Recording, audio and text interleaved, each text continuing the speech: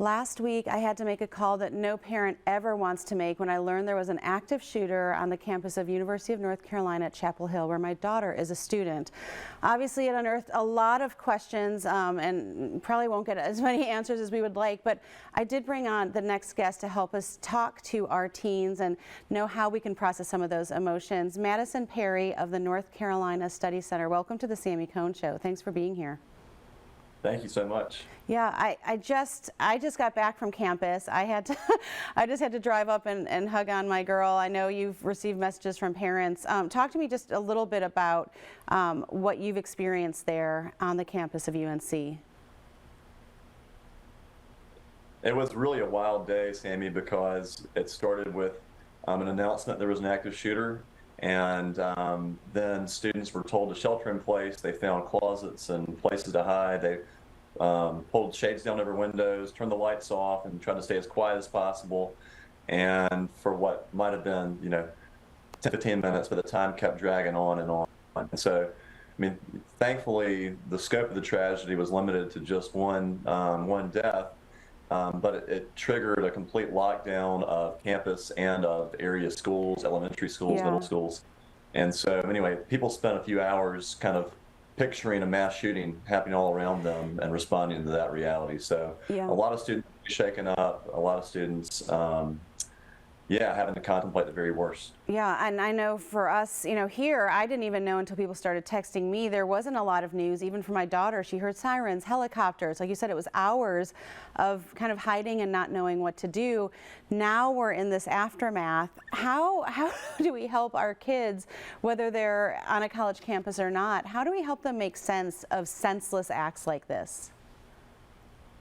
Such a great question. I have 6 young children, so I haven't had to tell them everything that happened, but it's really hard to think that things like that do happen in the world, and you do have to think about how to handle it. We ended up in a situation where our university had to respond to the situation as if it were the worst case.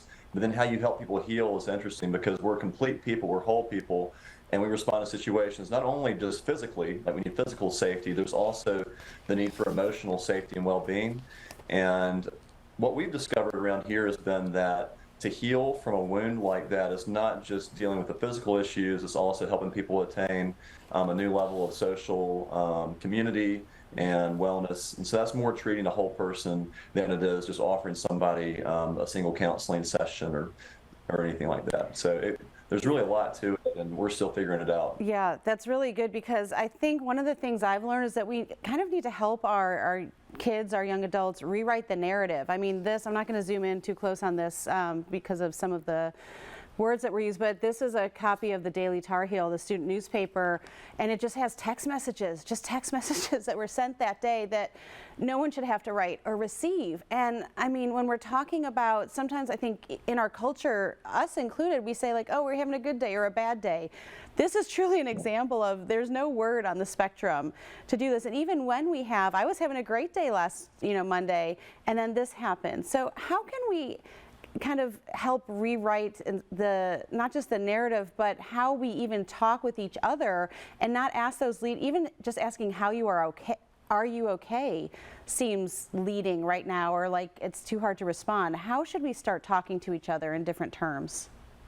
Great question. Yeah, it's kind of what are the right conversational practices to allow somebody to express where they are, but then also not forcing them to really engage necessarily. It's a really good question. We were actually talking to the staff this morning about approaching students, and in the South at least, people want to say, well, are you good?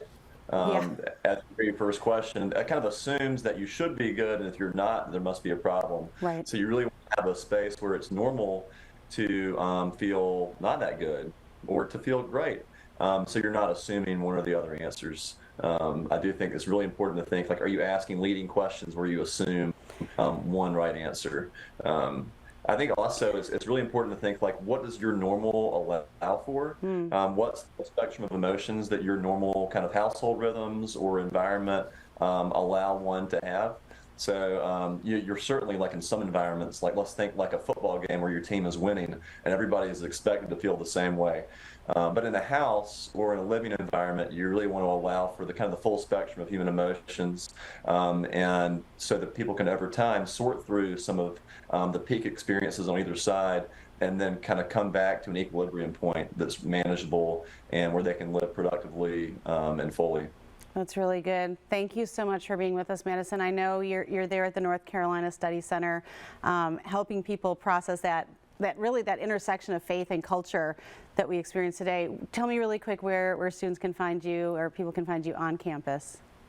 Thank you. Yeah, so we're a Christian Study Center at UNC called the North Carolina Study Center. We're on the northeast corner of campus, close to Keenan Dorm.